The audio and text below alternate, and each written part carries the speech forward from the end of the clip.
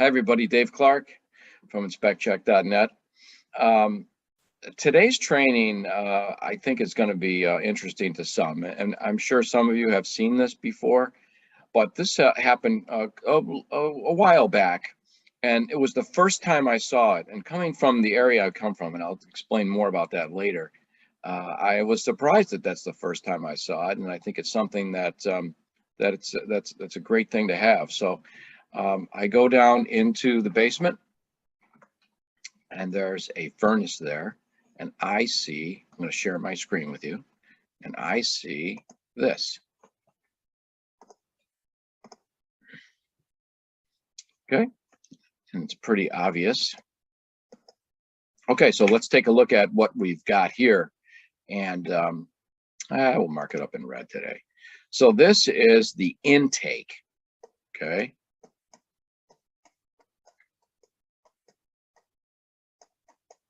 They both go outside, all right, and this is the exhaust.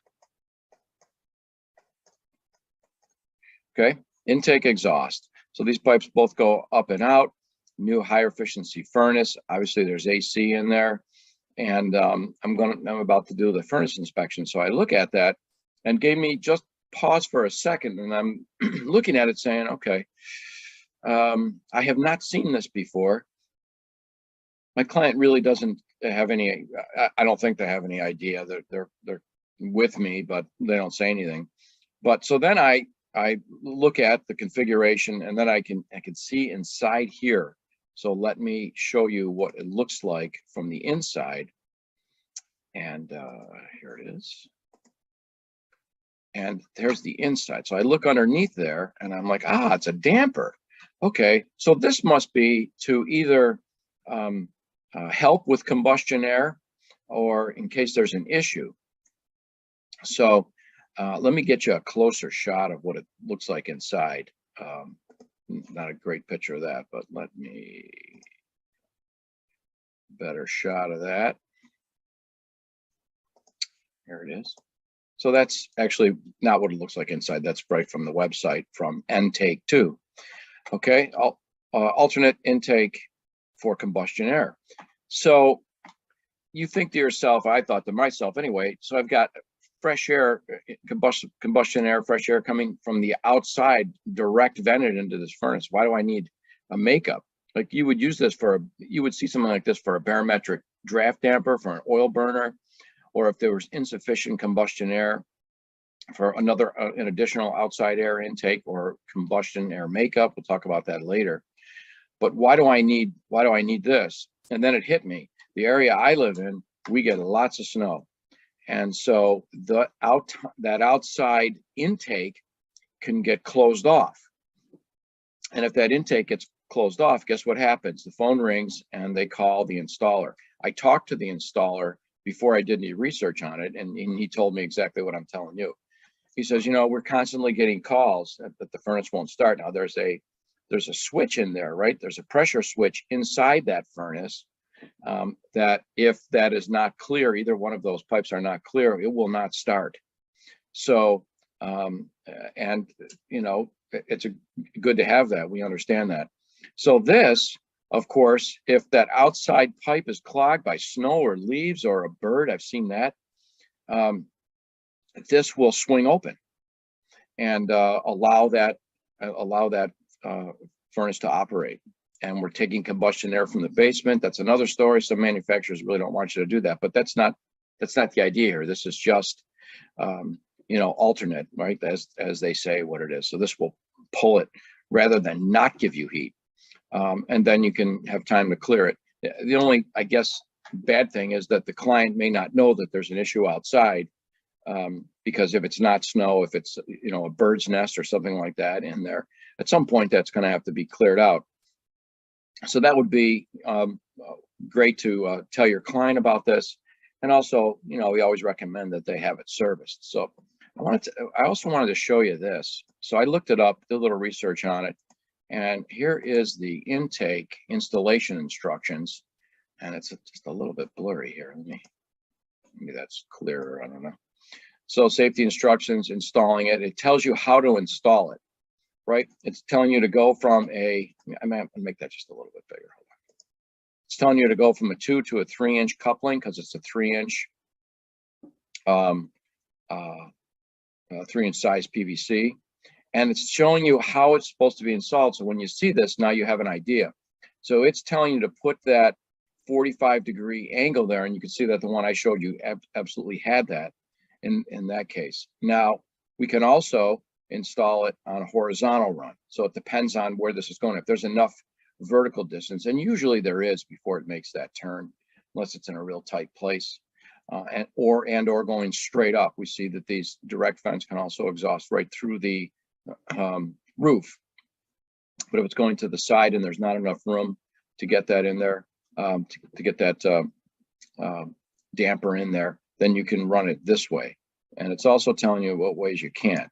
So it's okay here, it's just showing a 90, 45, T-way, okay here.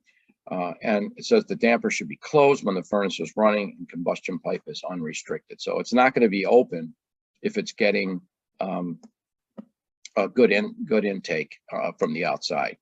They also recommend it on 90%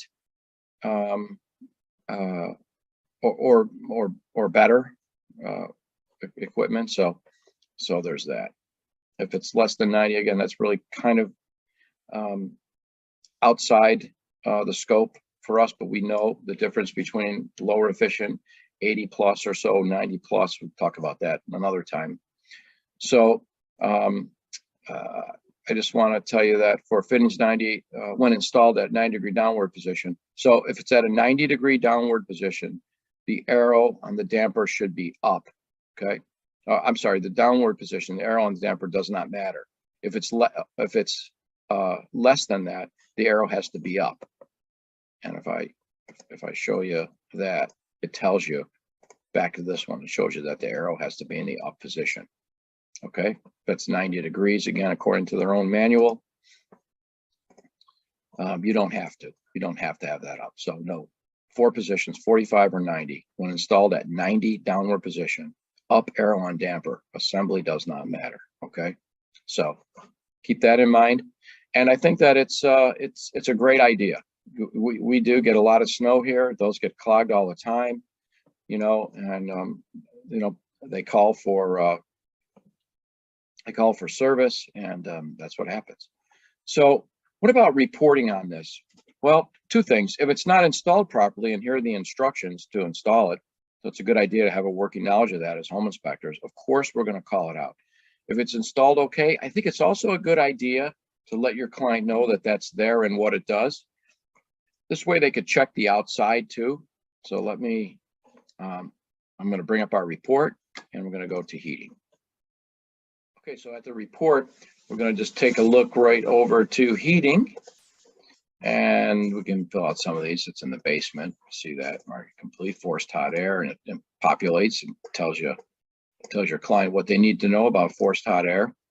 Then I would go over to response and all that. You know, of course, we would make those notations. But flue pipe, and it's going to be a direct vent, so that again will populate automatically. How it works, and it's going to be satisfactory. So what I would do here is I would check that it's PVC, so that tells them what it is, and either here or in the other box, you pick it.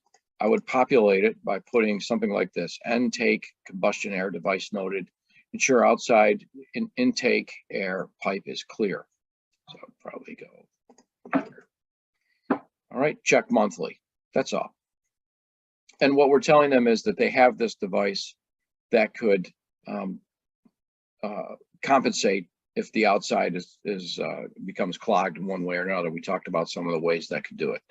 And that would really be about it. I would put the connections are satisfactory. This pops up. Connections able to be viewed in the flue vent are satisfactory. So we're telling them it's a good thing to have this, and we're going to verbally tell them that too. Then they know what it is. So when they see it, or if there's an issue, they could take care of it.